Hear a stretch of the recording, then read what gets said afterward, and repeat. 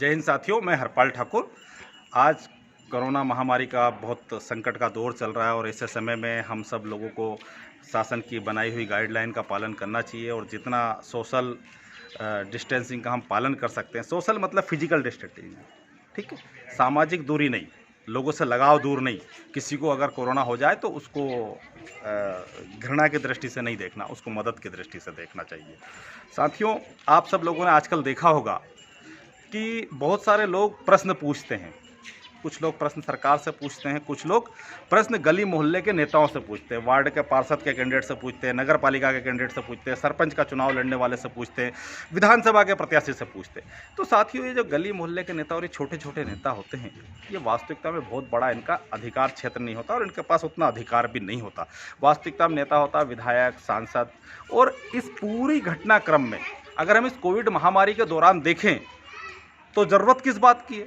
ज़रूरत है oxygen cylinder की, ज़रूरत है ऑक्सीजन की, ज़रूरत है रेमडेसिविर इंजेक्शन की और दवाइयों की, ज़रूरत है बेड की, ज़रूरत है हॉस्पिटल की। वो सब देना किसकी जवाबदारी? वो सब देना केंद्र सरकार, नरेंद्र मोदी सरकार की और मध्य प्रदेश के शिवराज सिंह चौहान के सरकार की। तो जब हम इन गली मोहल्ले के नेताओं के बहाने फेसबुक और व्हाट्सएप पर इनके खिलाफ लिख के अपना गुस्सा जाहिर करते हैं, तो बिना चाहे ही जो सबसे बड़ा जिम्मेदार शख्स है, जो इस पूरे नरसंहार का इस देश में जो लोग मर रहे हैं उसका सबसे एकमात्र जो दोषी व्यक्ति है नरेंद्र मोदी, उसको लाभ मिलता है कि हम उससे प्रश्न पूछने की जगह, हम शिवराज सिंह चौहान से प्रश्न पूछने की जगह, हम प्रश्न उन गली और मोहल्ले के छोटे छोटे नेताओं से पूछने लगते हैं। निश्चित तौर से छोटे छोटे नेताओं से पूछना चाहिए। वो छोटे छोटे नेता क्या कर सकते हैं? छोटे छोटे नेता किसी को हॉस्पिटल में ले जाकर एडमिट करा सकते हैं। वो किसी के घर, अगर बगल में पड़ोसी के घर 4 रोटी खाने की नहीं है तो उसको अपने घर में से, अगर उसके घर 4 रोटी हो तो 2 रोटी ले जाकर उसको खाने की दे सकता है। इससे ज़्यादा वो मदद करने की उनकी स्थिति नहीं होती। और इस भारत के प्रत्येक नागरिक और इस भारत के डीएनए में लोगों की मदद करना है। और ऐसे संकट के समय में लोग मदद कर भी रहे। कुछ लोग मदद बता के करते हैं, कुछ लोग फोटो छपवाते हैं, कुछ लोग विज्ञापन छपवाते हैं और बहुत सारे ऐसे लोग जैसे आष्टा शहर के अंदर ही ऑक्सीजन दे रहे हैं, पर उनने कभी किसी से ऑक्सीजन सिलेंडर वाले का फोटो नहीं छपवाया। इवन कि हमारे मुस्लिम समाज के भाई बहन जो इतनी शिद्दत से ऑक्सीजन दे रहे हैं इस रमज़ान के पवित्र महीने में, जिसके कारण आस्था के लोगों को ऑक्सीजन की कमी मिली, वो सब बधाई के पात्र है।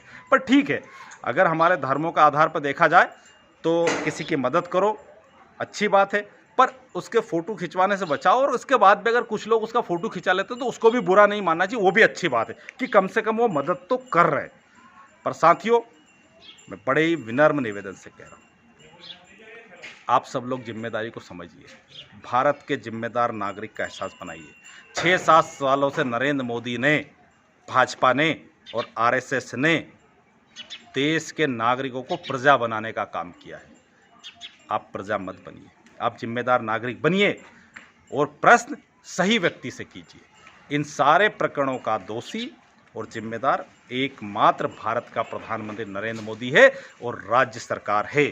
जब 7,900 करोड़ रुपए की राशि सांसदों से काट ली गई तो उतने में अगर नरेंद्र मोदी चाहता तो 3,000 से ज़्यादा ऑक्सीजन प्लांट 1.25 करोड़ की लागत के लगा देता और 1 लाख से ज़्यादा वेंटिलेटर युक्त बेड लगा देता। पर हुआ क्या? उल्टा।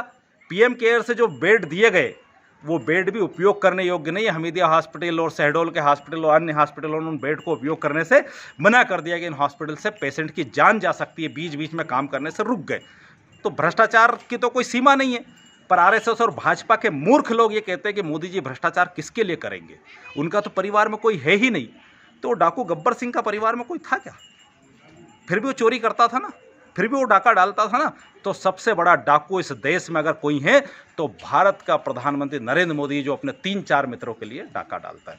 तो आज मेरा आप सब लोगों से निवेदन है कि प्रश्न पूछिए, सही दिशा में पूछिए।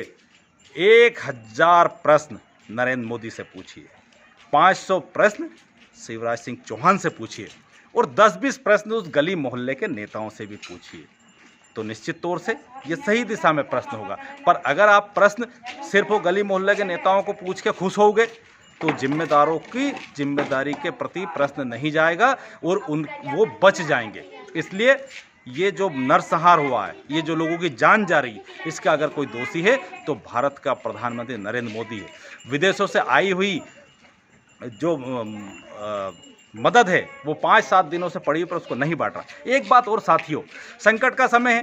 कांग्रेस के अध्यक्ष, पूर्व अध्यक्ष राहुल गांधी जी और सोनिया गांधी जी ये कह रही है कि गरीबों की 6,000 रुपये महीने की मदद करो, उनको बिजली का बिल माफ़ करो।